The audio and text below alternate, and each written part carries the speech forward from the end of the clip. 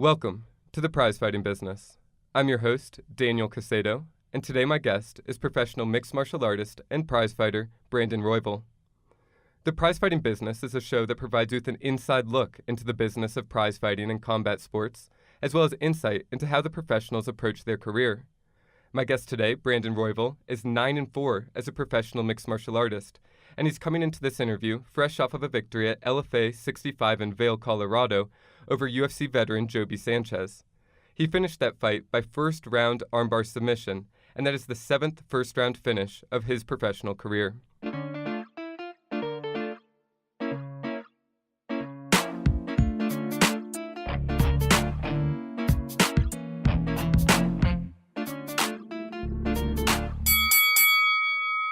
Brandon, thank you very much for joining me today. Oh, no worries. So Raw Dog, Brandon, Raw Dog, Royval. Is it Royval or Royval? It's Royval. Royval. Okay. Yeah. So Brandon, Raw Dog, Royval. How did you get that nickname, Raw Dog? You know how they say like nicknames are earned? No, I'm just kidding. Honestly, some drunken fan. One of my training partners' best friend was a drunk at one of my fights, yelling Raw Dog over and over again. So it didn't really stick right after that. It was just kind of one of those funny things that we'd call me during in the gym. And one day in that World Series of fighting, I fought for World Series in one fight, and I was like, screw it, let's see if they say it on TV, and just wrote it down, and I knocked the guy out, so I was superstitious after that, and I'll keep the nickname. Cool. Yeah. So definitely want to dive into more your experience at World Series of Fighting, but first, I mean, you're coming fresh off of a win over UFC veteran Joby Sanchez at LFA 65 in Vail, and it was an impressive performance. Your 7th first-round victory as a professional mixed martial artist. Yeah, man, that actually felt really good. Yeah, and how are you feeling now? I mean, about a week and a half after the fight. Just like super overweight, honestly. Like I've been eating way too much. But other than that, really good. Cool. Are you back to training?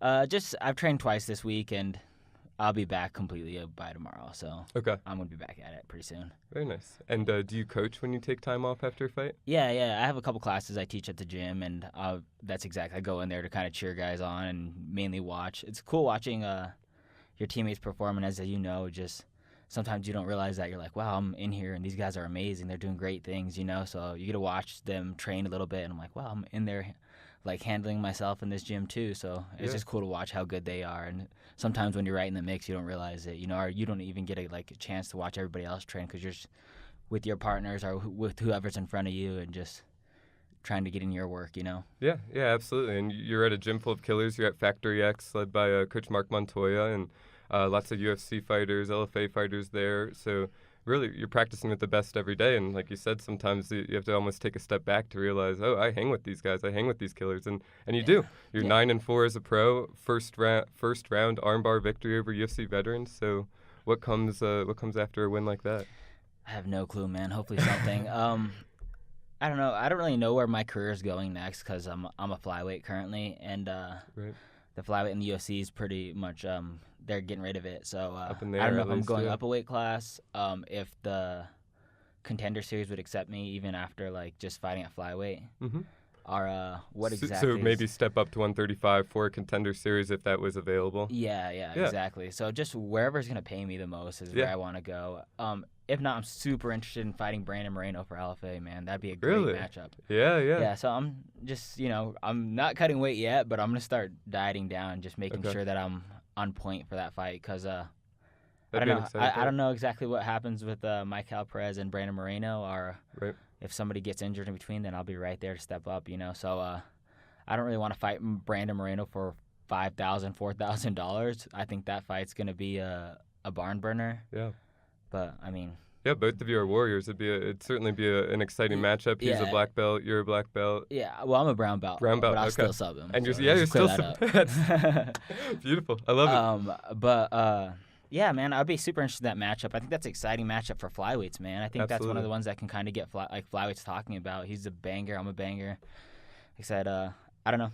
But who knows, man. Like I said, I definitely would want to make money off that fight. So I don't know. We'll see what's next for me. Yeah, hopefully someone calls. Absolutely. Yeah, hit him up. Yeah, right. How can people follow you online and see you online? Brandon Royval everywhere. Just, be Royval if it's like Twitter or Instagram. But Brandon Royval should pretty much do the trick everywhere that you want to find me. So you mentioned potentially, obviously, there's a possibility if the UFC called, gave you an opportunity, Contender Series, what be it, you would potentially go to 135. Did you have to cut a lot of weight for this last fight? I don't know about a lot of weight, but I'm like a little bit of a sissy about it. So Sure. every time I cut weight, I'm like, fuck it, I'm going to 135 next time. Like, I want to be a bantamweight where I have to cut 5 pounds compared to 15. So I walk around like 142, 140. So Okay. it's not a bad cut, but I'm really thin. Like, I don't have much to lose. So Right. me being like one of a bigger 125ers kind of doesn't play to my advantage. It's not a fun weight cut either way. Yeah. But you are longer, taller than a lot of them. How tall are you? I'm 5'9". So you'd still be tall at 135. Yeah, I don't know. Everywhere listed it says I'm 5'6", so just so everybody knows I'm 5'9". Right? So 135 though, you'd still have reach advantage over. I mean, there's certainly in like the 6 UFC footers, people cutting a lot. Yeah, But so, you'd be up there. You'd have that's the size. exactly. Even when I fought 35, I was never like a small 35 or just weight wise, and I wasn't the strongest. So I would always like cut like probably no weight the day of the fight or the day of weigh-ins, but like I would just mind my diet the week of and always make weight pretty easy. So how much weight are you cutting a couple days out to make 125? To 125, so I would like to be in like the 135s the week of the fight. Okay, so 10 pounds out. And then I completely drink gallons and gallons of water that week of. So when I do cut weight, it's just when the water weight comes off, it just comes right off. So yeah, so you don't have any issue making it. I don't have an issue, but it's not fun. I definitely like sit there just hating life while I'm in the sauna. So 135 would be a little bit more pleasant. Yeah, I think maybe that misery is always good for a fight. Like you're like, I had to work this extra hard or this sucked this much, so I wanted this more. Yeah. But I don't know. Every time I'm sitting in that sauna, I'm like, fuck it, we're going to 35. Yeah. So you're a brown belt in Brazilian Jiu-Jitsu, and you do you teach the team classes for Jiu-Jitsu? I teach the team classes when Busy's out of town, which has been a lot now since we have such big names at our gym. Everybody fights every weekend, so. Yeah, it seems that way. Yeah, so I get lucky and I get to teach when he's out of town, but I have my own like advanced gi class, and then I get to teach some of the basic classes and just kind of put in my 2 cents wherever it's wanted, So I get good pleasure. I get pleasure out of that for sure, man. Cool. Do you teach one-on-ones as well? Yeah, I do privates. Nice. Yeah. So do you have a job outside of it, fighting and teaching one-on-ones and coaching? Yeah, I have like the best job for a 125er MMA fighter. I work at a juvenile hall, and it's just it's pretty cool. It's like not too dangerous or anything because they're like, of course, like 17 through like 20. So sure. You could submit them. Yeah, right. And like the worst comes to worst, I would definitely just like double leg them or something. So what does that schedule look like for you? Like, how do you train around that? I make sure it just fits perfectly with it. I kind of just don't deal with any. Like I don't stay extra. I don't stay late for if I practice that night or anything. So the days off in the morning are the days that I have off. I have all the morning practices that we have at Factory X. So I correlate it really well with that. Cool. And then I get off right on time to make all the night practices and stuff. So nice. Yeah, so it works out perfectly for me, man. Yeah, you still able to train full time and essentially work full time. Is that a full time job? It's a full time job, and my strength and conditioning coach Eric Talley, which I want to always give a big shout out to. Where is he? Landau Performance. Cool. Yeah. He always makes it work with his schedule too, man. Especially for this big fights that I have coming up or I had. He made it work really well with his schedule too, and kind of like made sure that he made time for me and stuff, and I appreciate that a lot. Yeah, absolutely. So would he be helping you maybe put on size if you wanted to go up to 135? Would that be the goal? Yeah, and like maybe weight training was something I skipped out on a lot when I first started. Sure. I didn't think it was too important, but especially 135, man, doing it the right way is super important. So having him around and having him like, I've been pretty much hitting personal records like every other week since I've been with him, man. It's not like That's anything. awesome. It sounds awesome, but I started off like lifting 90 pounds or something stupid. Like, still, it's about you. I mean, you've performed at this level with your current strength and performance as it is. So any progression you're making in strength and performance, I mean, we would expect it would only show in your performances even more so. So I think that's good. Progress is progress. Yeah, absolutely. But like I said, I've just been getting really, not really strong, but just stronger through him. And like I said, it's something that all my losses came from just beating out power. You think so? Yeah, I would say almost every single one of them. Well, at 125, you're getting a lot of short, stocky guys with power, I'd imagine. Yeah, that's exactly as I just deal with a lot of like wrestlers. Yeah. Do you have any wrestling background, or were you mainly jiu-jitsu? I did jiu-jitsu in high school, and that's where I wish I did wrestling, but wrestling wasn't like thriving in the UFC at the time. Like it was just, like jiu-jitsu guys were killing it, and the strikers were killing it. So when I was thinking about it and I was like, yeah, I should do wrestling, I'm like, no, I'll just stick with jiu-jitsu and just keep doing these jiu-jitsu classes. Like, jiu-jitsu is what's winning these championship belts. But not anymore. All these guys are great wrestlers, you know. That's true. So I smacked myself a little bit for that one. So just to last item on 125 versus 135, how long would it take you to get on weight for a 125 fight? Are you walking around about 15 pounds just in normal training over? So when I fought, what is his name? He's my last loss. Casey Kenny. Casey Kenny. I took it on a week notice, and I made weight. Wow. The weight cuts suck because when you fight for a belt, you have to make 124.9 or 25. Right. You don't get that pound allowance. Yeah, you don't get. So it was pretty miserable, but we made weight, and I knew I was going to make weight, but it was not a fun cut on a week notice. But like I said, I can make the weight in like a week. I wouldn't want to make it in a week, but I can get the job done, you know? Yeah. And you lost that fight by decision. I mean, it wasn't like you got finished or anything. Yeah. And he got called up to the UFC shortly thereafter and had a successful showing against Ray Borg, who, I mean, he's a top 10 guy in the UFC. So how does that make you feel as far as the fact that you hung with him for 3 rounds and took that on a week's notice, and he's, you know, first fight in the UFC, he wins against the top guy? Yeah, I was actually kind of like I always root for people who I beat or lose to, of course, because it just looks better for me. But sure. When he knocked out that 135er, I was like, damn, he didn't knock my ass out. But like, I don't know. Either way, like, I'm rooting for him. I hope he does good, man. I like seeing him do well. But like I said, if I can get any of those, like, just get my chance to show against some of these UFC guys, I think I could do some of the same thing, man. Especially with like a camp or just not in a week notice, you know. Right. Absolutely. So like I said, I'd like to just show what I can do. And like at the same time, I like seeing him do really well too. It's good for my confidence and just good in general for me. So. Yeah, and from the outside looking in, I mean, it appears as though you are, you know, on the footstep of that higher organization, whether it be the UFC, Bellator. Do you consider anything like one championship, or is UFC the goal? One championship would be amazing for me. I don't think my family's too like keen on like trying to go to one FC just because they don't know too much about it. Mainly my girlfriend doesn't like the idea.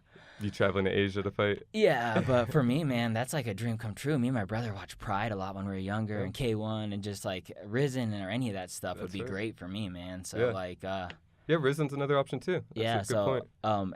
One FC, Risen, man, any of that stuff. I think it'd even play well to like my fighting styles. I'm a striker. I'm a jiu-jitsu guy. Right.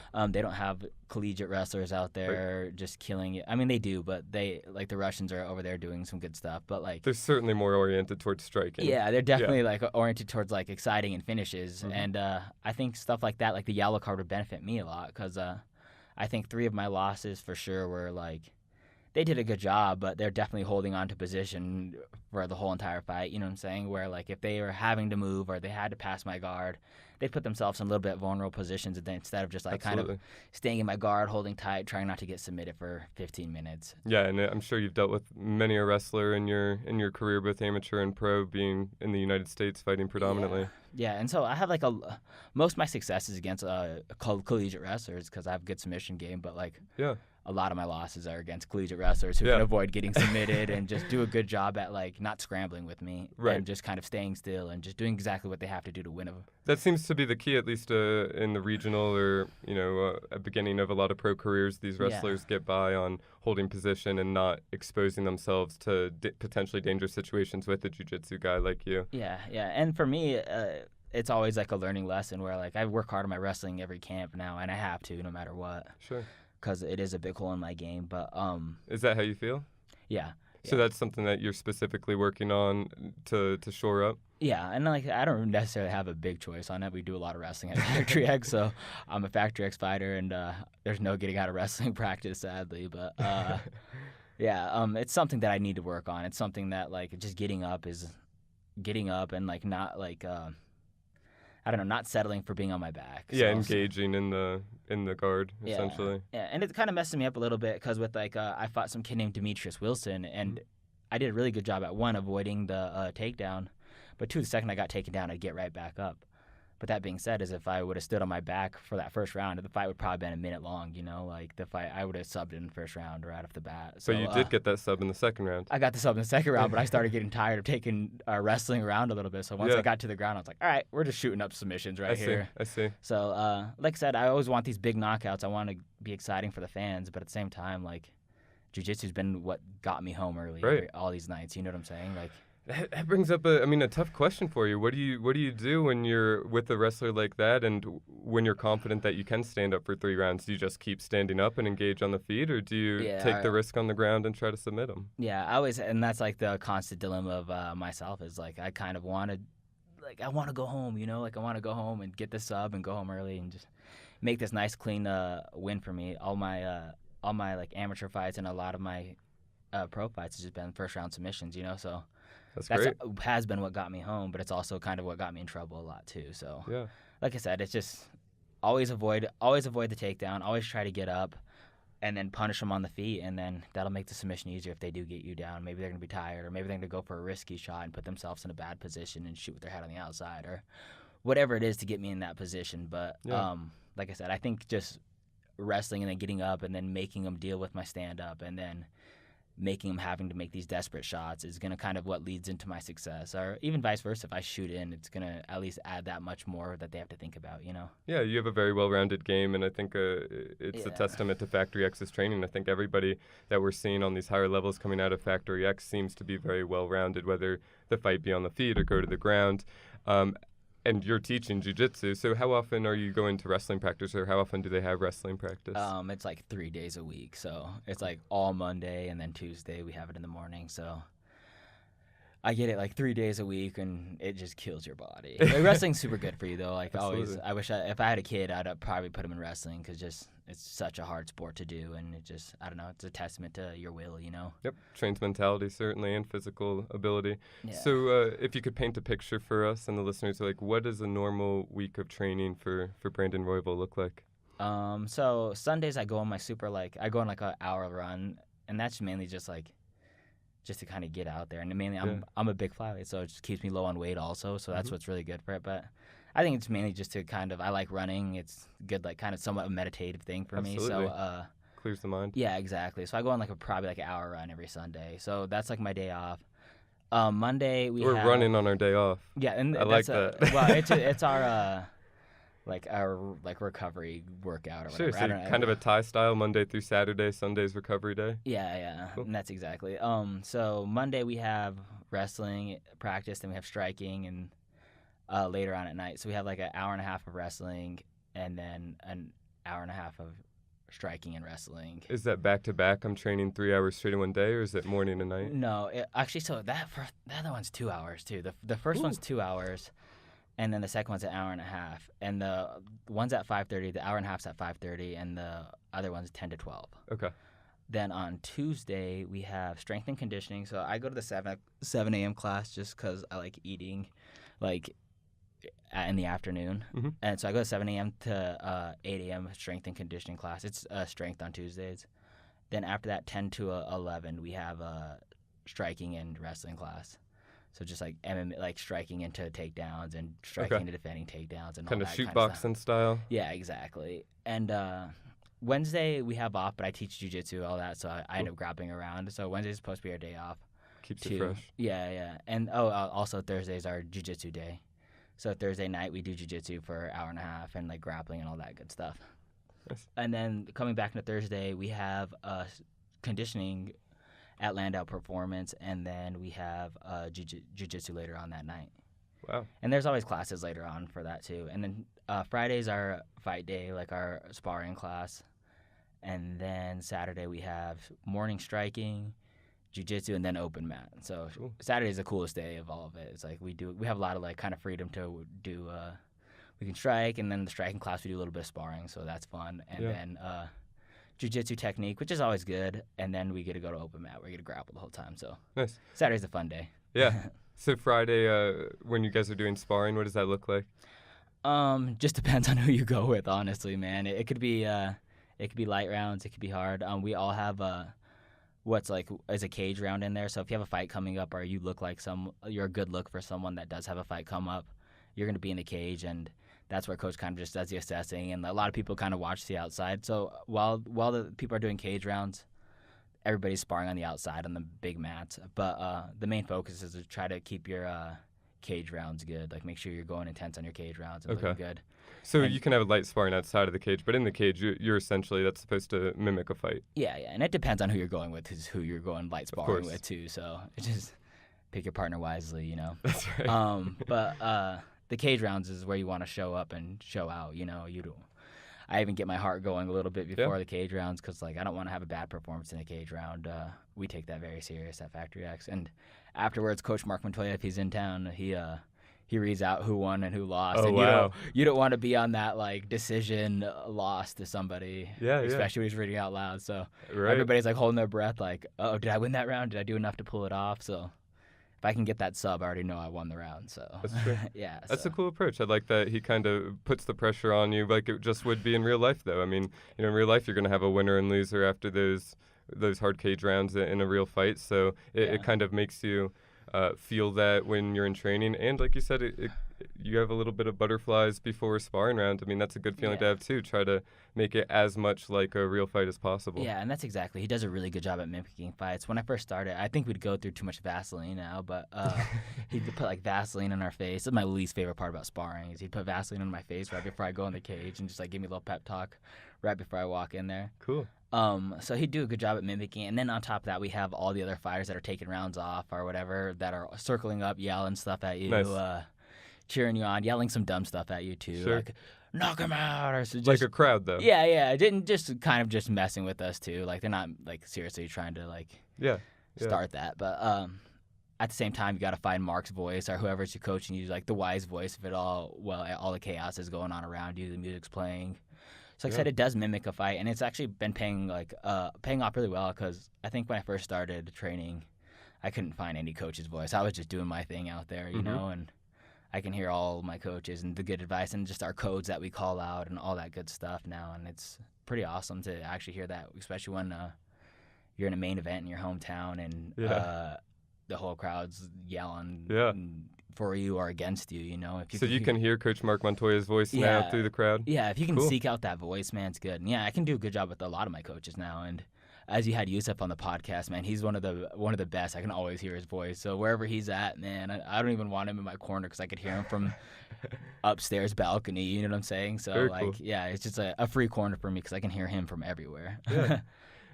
So you mentioned working with Landaus and how on Tuesdays you're focused on the strength aspect and that type of training. Yeah. What does strength training look like? Is that lifting weights, is that plyometrics? It's a lot of like core building and a lot of just I think trying to build like that explosiveness, and that's super important to me because I'm not the most explosive athlete. Okay. Yeah. And is that are you doing like deadlifts or what is it? We do a lot of deadlifts, a lot of like explosion into things. We're doing like a lot of like jumping, like we throw balls at like the ground and stuff. Okay, like medicine ball type stuff. Yeah. So kind of CrossFit without the branding of CrossFit. Yeah, definitely not. Definitely, I think they'd be pissed if I said anything about CrossFit. So not CrossFit, but those like functional something workouts. Similar. Yeah, a lot of functional workouts, exactly, and a lot of stuff that we need to apply to fighting and stuff. And as far as like strength or the strength goes, that's exactly what it is. But conditioning goes, it's a lot of recovery. Like we're exploding then recovering. We have this amount of time to recover, this amount of time to like go and do this workout. So I think their tactic to it is just kind of like a lot of just like quick recovery and then going right back at it, and then quick recovery and then going right back at it. So somewhat high intensity interval training. Yeah, exactly. Getting that heart rate down. And especially when you get to fight time, it's really intense and like they're really explosive. You get like 45 seconds to kind of get your heart rate back, and then you're right back at it, you know? Cool.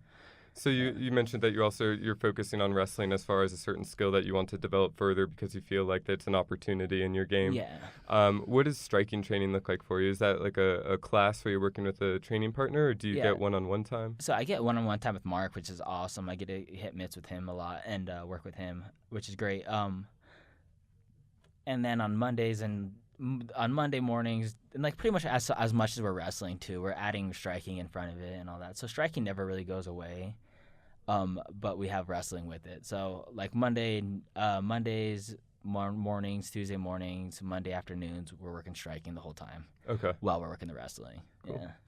Oh, okay. So more like shootbox style again. Yeah, yeah, exactly. It's just we're working it all together, and that's a cool part about Factory X is we do a really good job at just blending everything together, and that's what we all need to do as an MMA school. Oh, yeah. It's like a lot of us we do MMA over here, then we'll do a little bit of jiu-jitsu this day, and we'll never intermix anything. They're doing jiu-jitsu without gloves on or whatever it is, where at Factory X we do a good job at blending all that together at all times. Yeah, I think that's a great approach. Yeah, I know it is, and like for me, I love jiu-jitsu, I love striking, and so for me, it's doing something that I don't want to do, but at the same time, it's something I need to do, especially if I want to progress as an MMA fighter. So, Right. like I said, it's building good habits for me, and it's doing doing well for me. But like I said, when you want to just lay on your back and submit people, is not a good approach when they're punching in the face. Yeah, and that combat jiu-jitsu is bringing that a little bit more to the forefront of at least jiu-jitsu players' minds. Definitely, man. Definitely. Cool. So you do strength and performance at Landau. You train at Factory X Muay Thai for MMA and jiu-jitsu, striking, everything. What does recovery look like for you? What do you choose to do for recovery? Recovery is just anywhere I can get it in, man. Yeah. Anywhere I can get it in, I try to relax. I try to watch like TV and stuff, but even if I do that, man, I'm just taking a nap or just trying to I don't know. I kind of beat up my body, and we work so hard as like MMA fighters, and I have a full-time job, so it's a lot. just recovery is when I can get it in, and anytime I try to watch TV or relax, it usually just comes with a nap, like 5 minutes into it, So I definitely get recovery, but how much do you sleep? I'd probably sleep like 8 hours. I would say. Do you feel like it's enough to support the level of training that you do? Yeah, definitely. There was when I was younger, I'd maybe sleep like 4 hours a night. I would work overnight shifts, go to school, then train full time, and I was killing my body a little bit there. But like I said, I get more than enough sleep now, though, so I'm fine. Yeah. But when I was younger, I was excessively pushing it to the limit.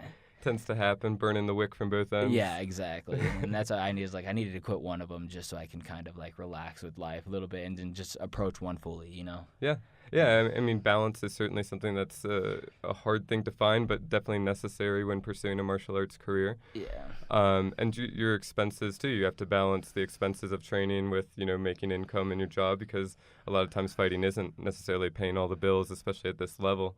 So, obviously, food, the gym fee, recovery. Your gym fee might be subsidized a little bit with your coaching. Yeah. But what do you do for healthcare? Does your other job cover that for you? Is that one reason you have it? Yeah, I actually have a state job, so I have really good health care. Awesome. Yeah, so I do find money wise, just that it does require more than 40 hours to work that job, So, but yeah, I have good health care, which is something that I need to take advantage of a little bit more. The only time I ever use my Kaiser benefits is when I want to go get blood tested for a fight or something stupid, or if I need AEG test for a fight or something. So Sure. Yeah, so a But lot of it's it nice kind of to have. revolves around that. Yeah, and it is if I get my tooth knocked out, Right. whatever, I have dental, or whatever it is. So That's a big healthcare deal. and stuff. Yeah, and like I said, it is, and like I said, that job in itself is a little bit dangerous, especially for most people. A lot of the guys that do work there, or the ladies that do work there, do not have fighting experience. Right, Or I would anything. imagine not. It's not like I go there and beat the shit out of these kids, of course. But it's also nice that they know, they see me with cauliflower ear and a broken nose and black eyes. They know that I'm not the one to be testing with or to beat up on or whatever it is. So Yeah. like I said, it's probably important that we have healthcare at that job, because working at a juvenile hall facility, somewhat these kids aren't fully developed or anything, so they're making kind of irrational teenage decisions. They're not with, thinking things with through. almost they all hit puberty, so they're all kind of That could making be- adult are making teenage decisions in adult bodies, Yeah, so yeah, very true. it can be a sketch job, so I'm believe glad I it. have healthcare. Yeah, well, both of your jobs, I think, are potentially hazardous, so it's good to have that. Yeah, right. Oh, all around, right? Yeah, and like I said, I've had a little bit of injuries with my shoulder when I was younger. Really? So I popped my shoulder out when I was 16, and then kind of led into a little bit problems. So I had to get surgery on it before. Do you still find that to be a recurring issue, or did the surgery handle it? Yeah, the surgery handled it. Knock on wood, of course. Yeah, but there was a moment when I first started training. I trained with my brother a lot, so we used to grapple for I would go learn I'd learn a jiu-jitsu move, couple moves from class, come back, teach my brother it. That's cool. And then we grapple for an hour. We pretty much grapple until my shoulder popped out of place. Then we wait, we pop it back into place, and then we'd be done for the day or whatever. The next day we'd go, I'd learn a new move and then teach it to my brother, and then we'd grapple until my shoulder popped out of place. Yeah, so there was a moment in time where my shoulder was really sketch, and I was doing a lot of dumb things on it and not recovering or taking any of that really serious. So.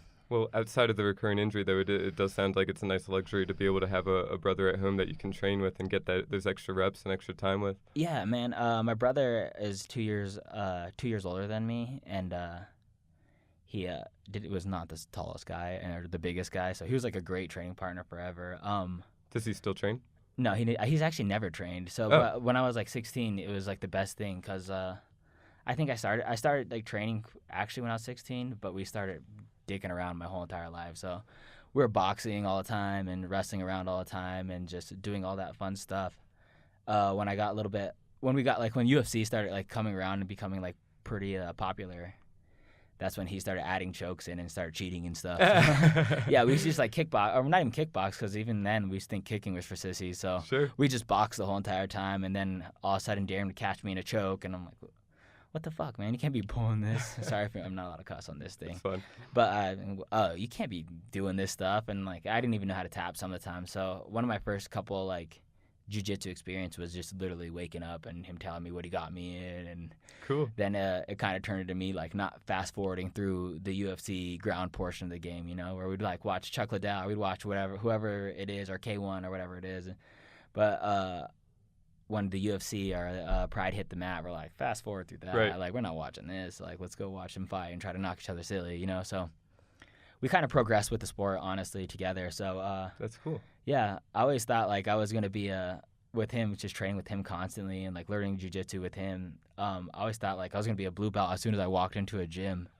So my first MMA or jiu-jitsu experience was I walked into a gym.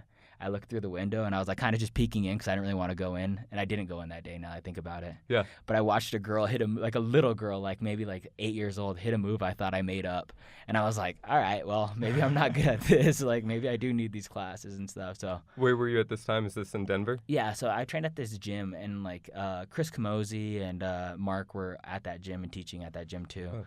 But it was called Gum MMA. Okay. Yeah, so I used to train there. And which is like very fortunate because I was around a bunch of studs all the time. And this is about 16, 17? This is right when I hit 16. Okay. Yeah.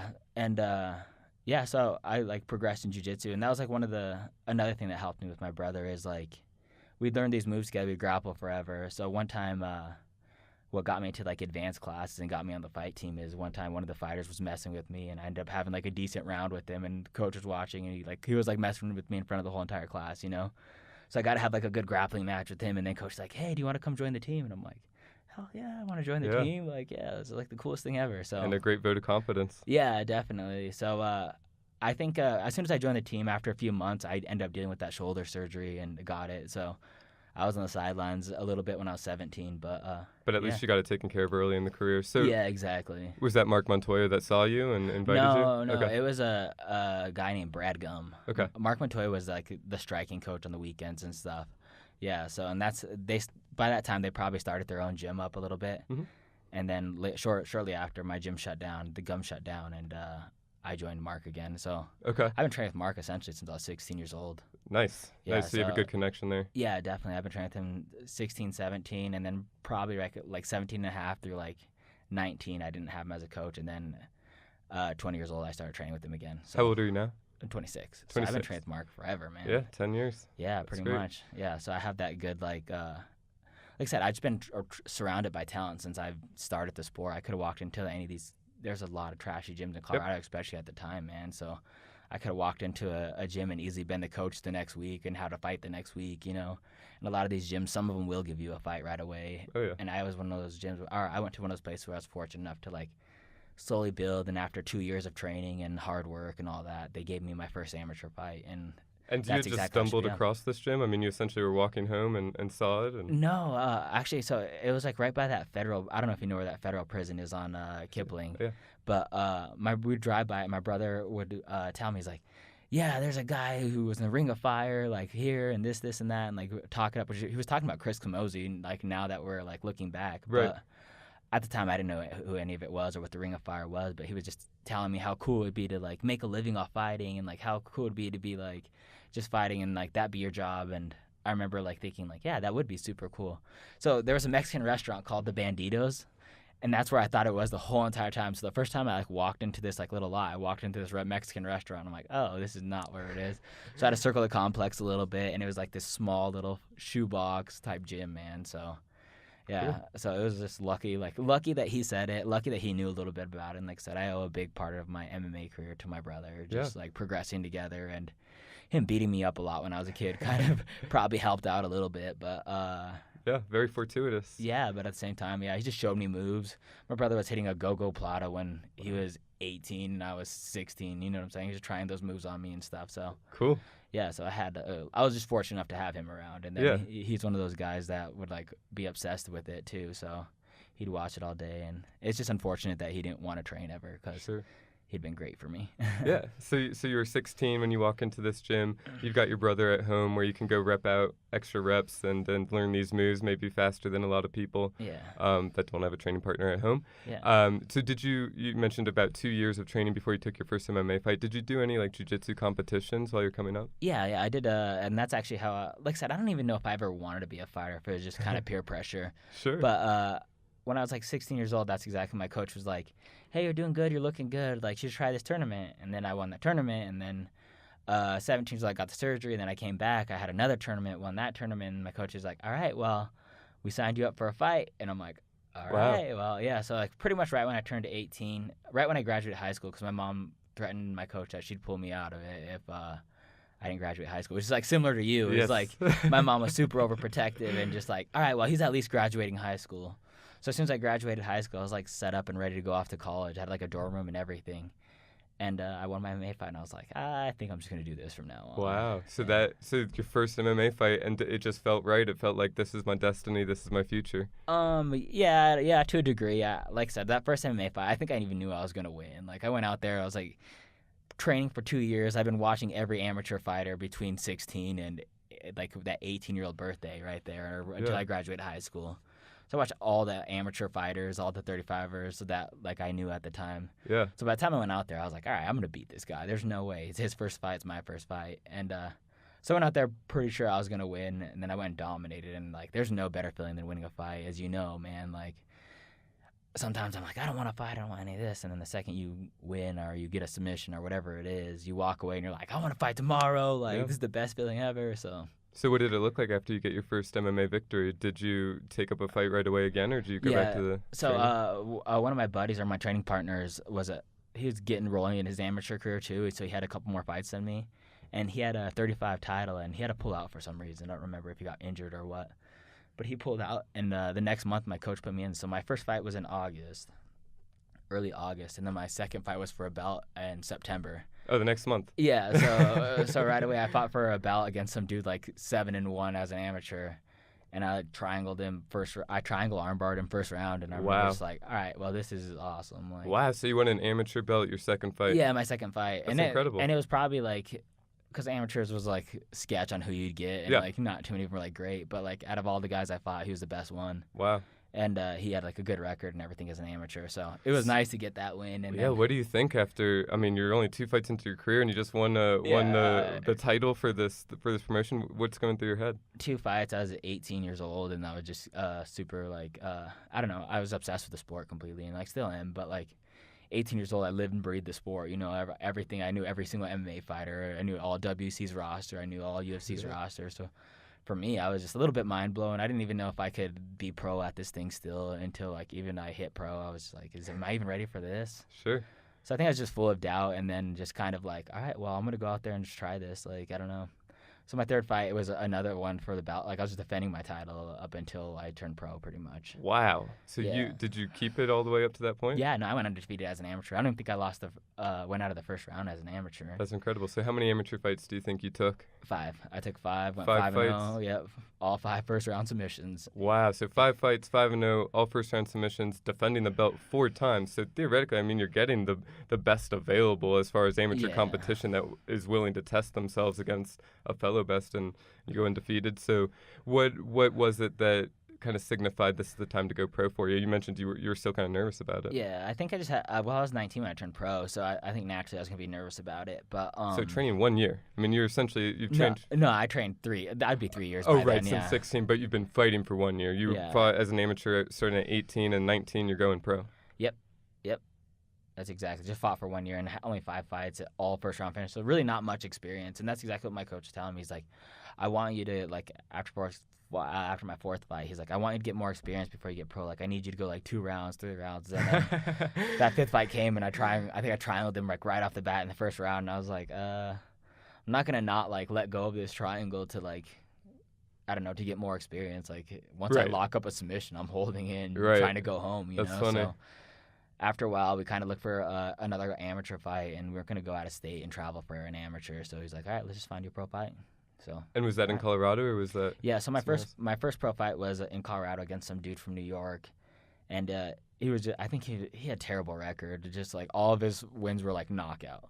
Okay. So I was worried about getting knocked out, and I knew he was gonna come with a heavy overhand. So he was like the first person that like I was like, all right, well I might get knocked out this fight, so we'll see what happens. And just kind of stood and banged with them, dropped him, and then just threw like as many elbows as possible to finish the fight. Pretty much gassed myself out. It was either like I finish the fight right here, or I'm gonna lose second round because I'm going for it. Like I threw like maybe 50 elbows like back to back. Yeah.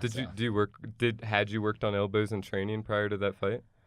I had to do something. I was probably like working ground and pound in the bag or something. Okay. But not necessarily like Muay Thai style throwing elbows. You just no, decided this is it a was good on the spot. ground. It was strictly on the ground when so I dropped him with a knee, and then when he went on the ground, I just like got on top of him and just threw like as many elbows as possible. It was pretty much pure desperation. And that was a round 1 finish. Yeah. But in my fight, all I was thinking about was like I want to land a knee to the head and I want to land an elbow. Like this is my first pro fight. Like I'm allowed to do these 2 things. Like that was like my main goal of it. Like win or lose, I was like, all right, let's get this done. That's a great point to make. So amateur, at least in Colorado specifically, is no knees to the head and no elbows at all. Yeah. But once you go pro, everything opens up. You can elbow to the head, you can knee to the head, and you utilize in your first fight. And so now you're 5-0 as an amateur, and now 1-0 as a pro, and another first round finish. Yeah. So you got to be feeling high. Yeah. So then I got my ass kicked the next fight. Okay. By super accomplished wrestler Ben Von Bauer. And he was also undefeated at the time, 1-0. Yeah, he was undefeated, but more than that,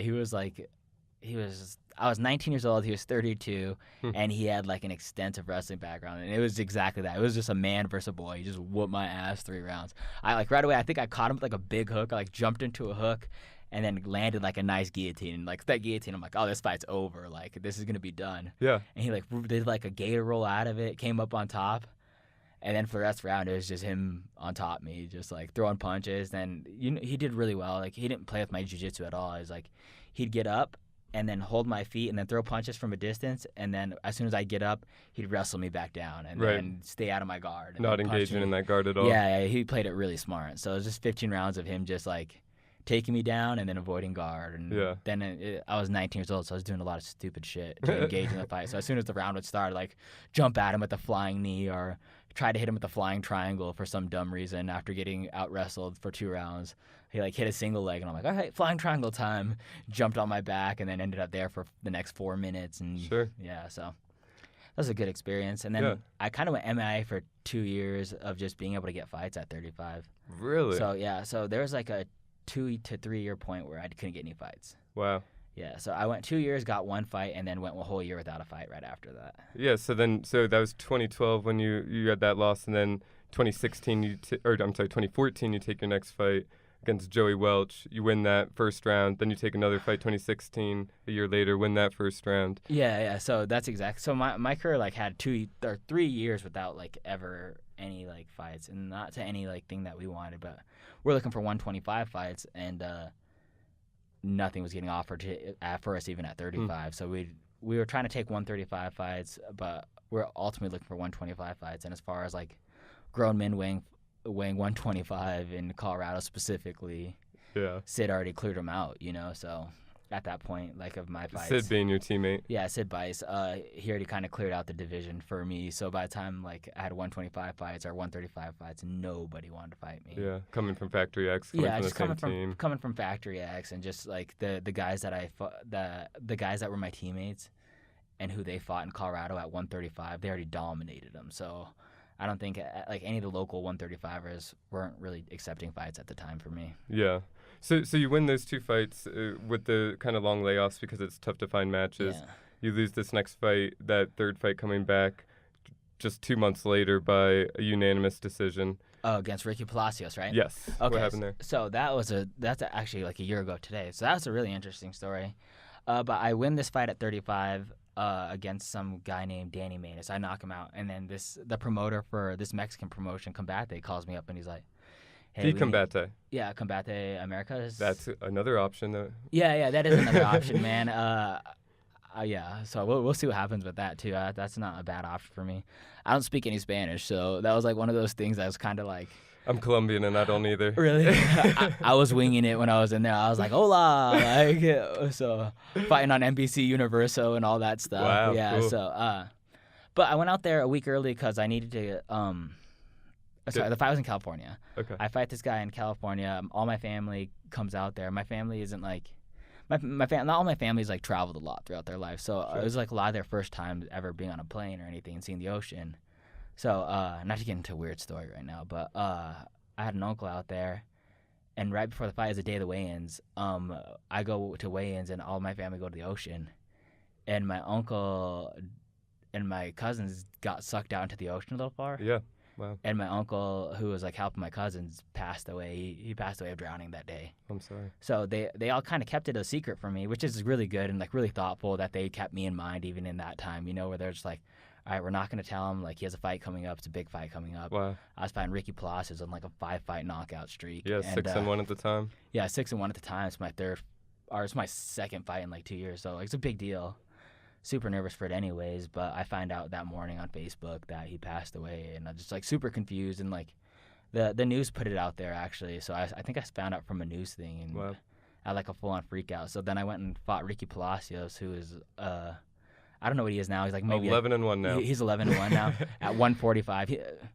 I like the guy. I don't mean to shit on him in any means, but he missed weight. I'm stepping up a weight class at 135 to fight him. He missed weight and like weighed in at 142. Oh, wow. It's a big dude, man. It's a big dude, and the Combate cage at the time is like the size of this. So I fought that big ass dude on a 5-fight knockout streak in like a phone booth, and I'm not gonna wrestle him. So like my strategy from there is to like kind of pick him apart from the outside, dance around, let him throw these big punches, and But you take one step back and your back's on the cage. yeah, that's exactly. So it turned to a 3-fight brawl. Me and him were splitting each other open. He dropped me 3 times. I dropped him twice. Wow. Yeah, it was a crazy fight. And I don't know if you have his record pulled up right now, but like I said, he's knocked out a lot of people. He has a lot of knockouts on his record.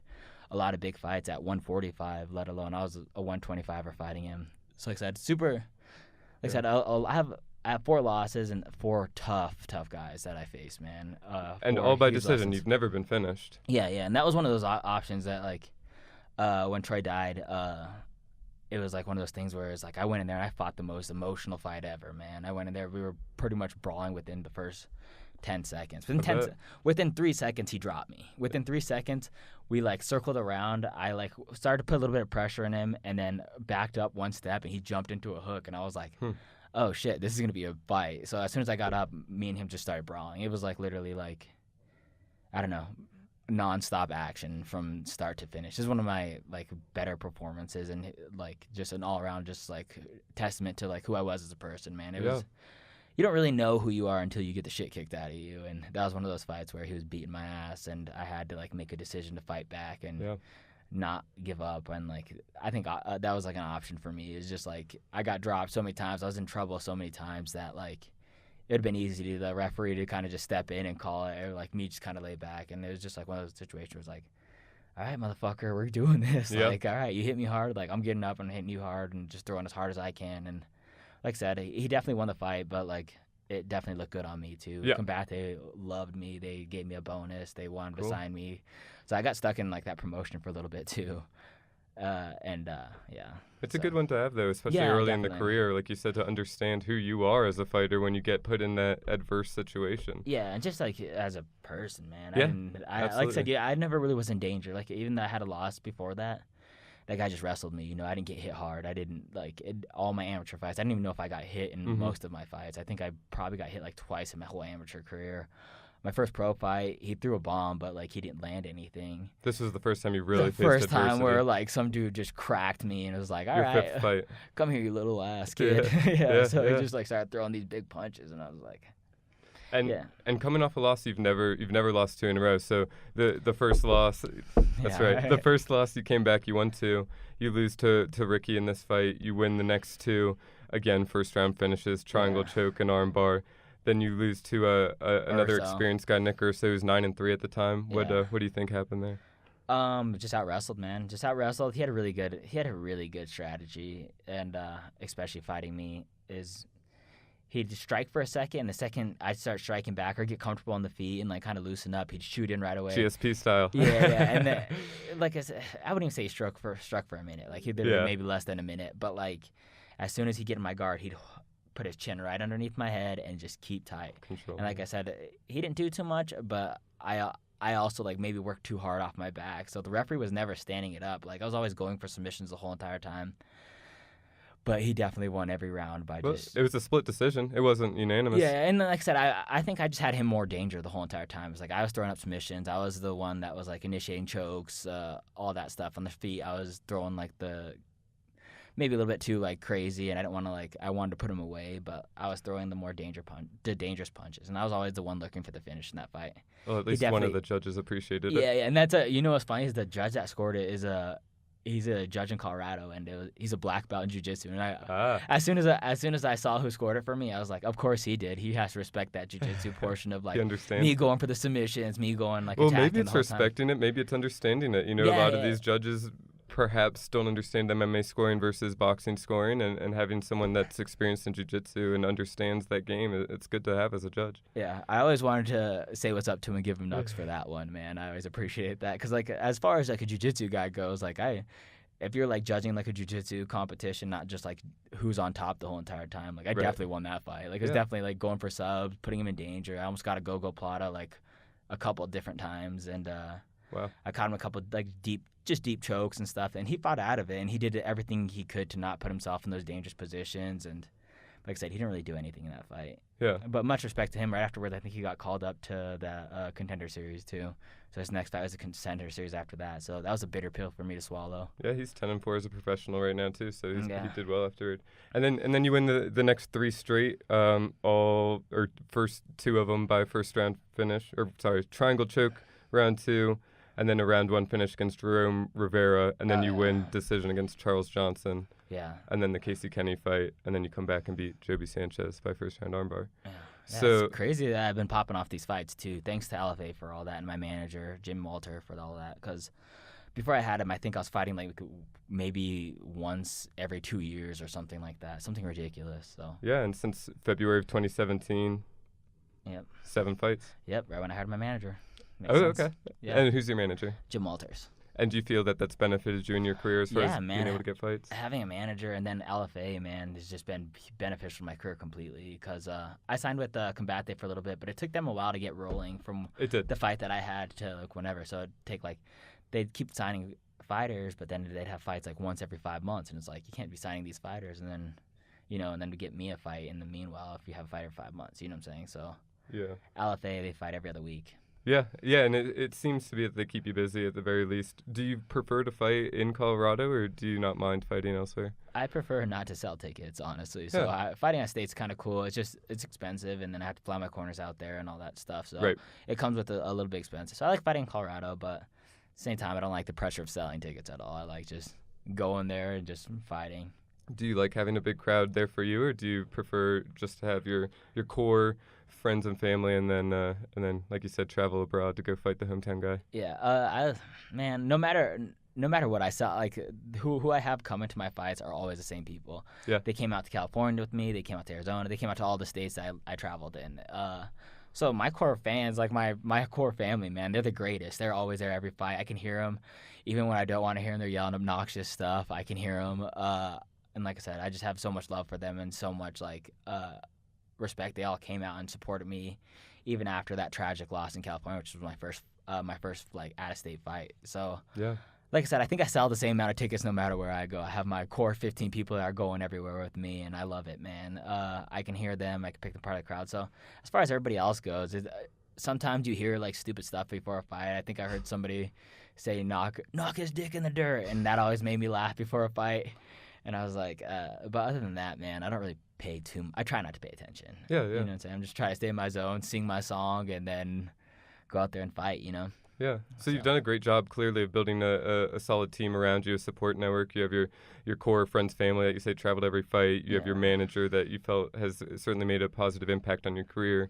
You have Landau, Strength and Performance, who's helping you kind of build up your strength and take it to the next level at 135 if need be. And you have your coach, Mark Montoya, has been with you for 10 years. I mean, from the outside looking in, it looks like you have all the puzzle pieces in place to make that run at the next level. And 10 years of training, it seems to be that's kind of the mark where a lot of people are taking that next step. Yeah. Obviously, you said that you're not completely sure about what the next step will be right now, but it seems like you're right there. You're on the precipice of getting that call up to the next level. Yeah, that's why I didn't know where, like, when I accepted that Joby fight, I didn't know where my career was going to take off next after that or what could happen because the flyweight is just in question right now. But I knew if I beat him, it'd just be, like, a win off that automatically, like, going to put me in a good position to kind of say where I go next. Or if I go to 35, I can kind of argue where, like, hey, like, I deserve a top 35 in LFA or whatever promotion I'm in, because I have this win first round off this guy. So I knew that, like, it would look good on my resume no matter what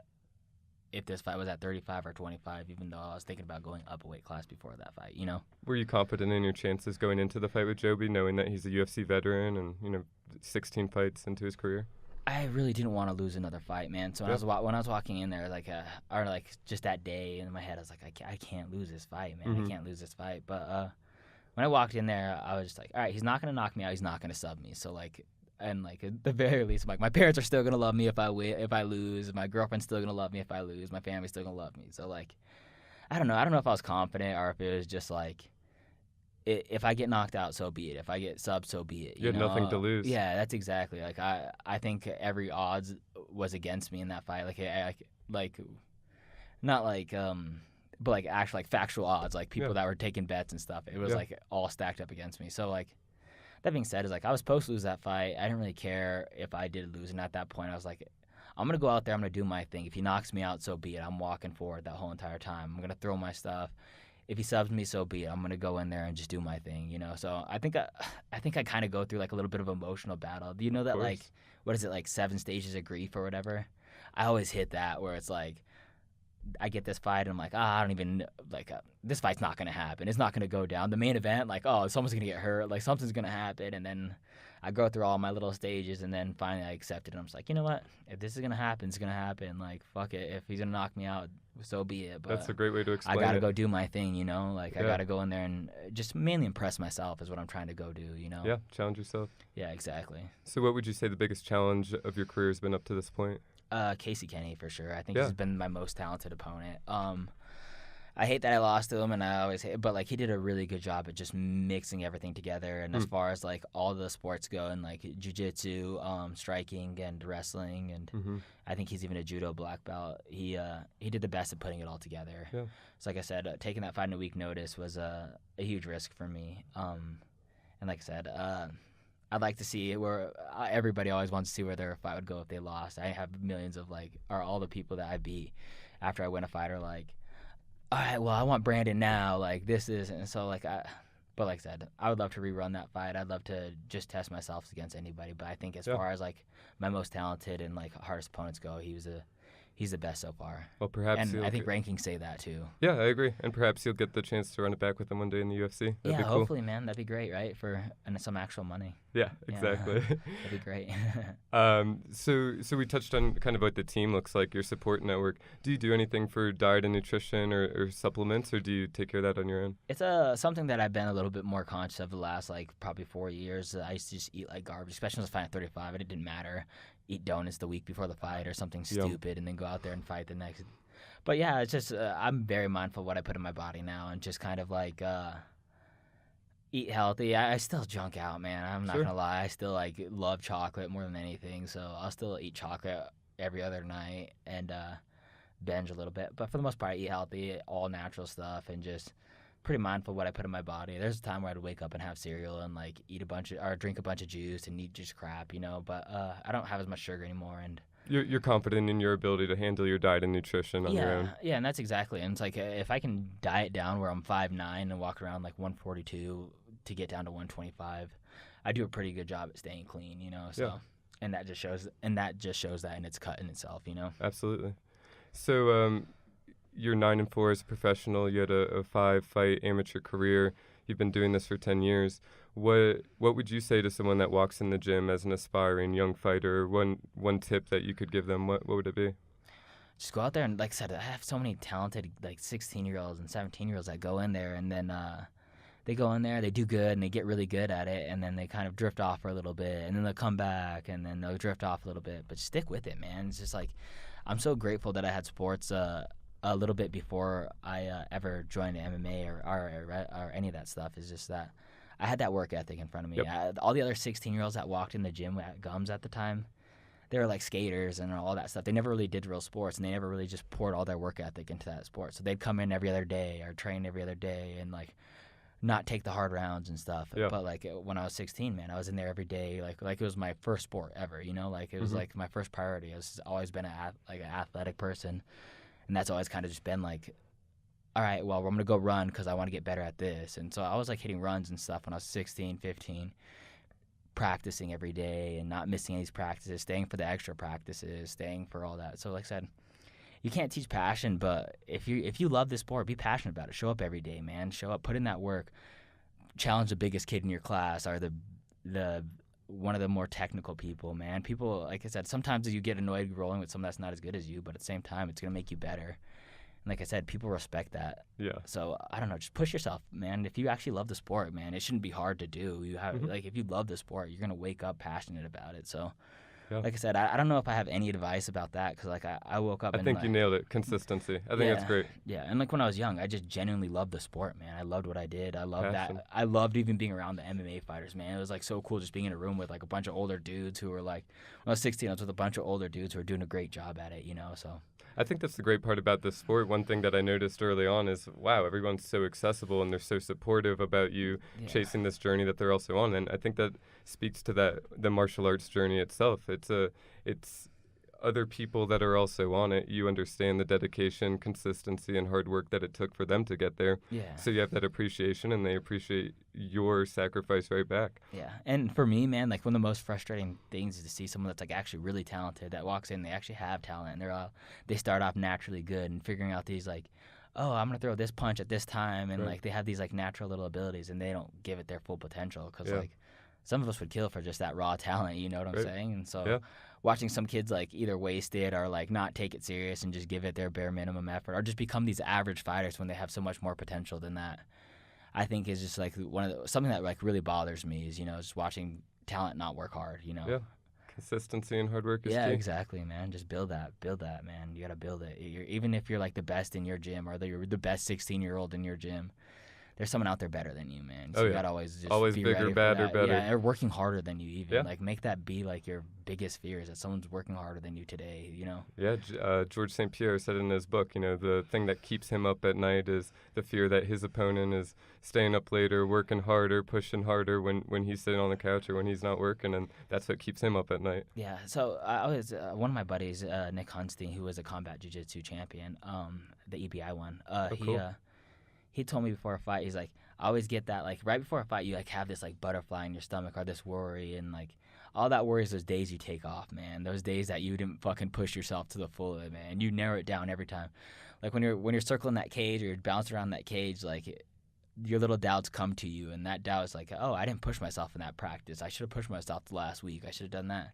And if you can cut that down, man, your fight's going to be, you have nothing to worry about, man. If you can get that worry out of there, then you have nothing really to worry about there. All you have to do is worry about is just disappointing yourself, you know? Yeah. If you put in all that work before then, man, the fighting should be somewhat easy. Or, like, going in there should be a little bit less stressful compared to if you have those little bit of doubts, like, am I going to last 3 rounds? Am I going to do this because I didn't do that, you know? So. Do you feel like you get better at shutting that noise down over your career, or is that something that's stayed there consistently? No, I still fucking think about the morning I wake up. I'm like, God damn it, why didn't I wrestle when I was 16? I shouldn't have did jiu-jitsu. I should have skipped a striking practice and went to wrestling. And like, so those little doubts are always in my head. But like I said, fuck it, I'm getting better. And I'm hopefully getting fewer better days every skipped. day. Yeah, right. Yeah, and I don't skip days ever. So like I said, this is my week off of practice. I showed up twice. So I don't.